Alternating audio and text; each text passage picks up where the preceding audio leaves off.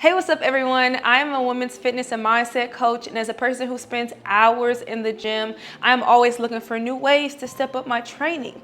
And that is why I want to talk about the Breather Fit product today. The cool thing about this is that it's meant for all fitness levels. So whether you're a beginner in the gym or literally an Olympian, you can use this. I love things that are backed by science, and it doesn't just increase your VO2 max, but from a holistic standpoint, it increases your cardio endurance, your stamina, and just your overall performance in the gym.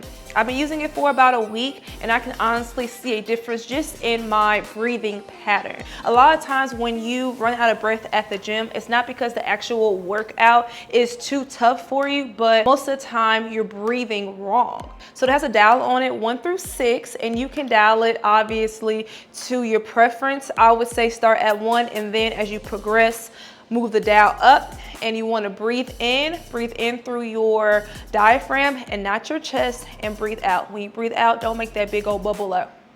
You do about 10 breaths 2 times a day for 6 days a week, and you'll be good.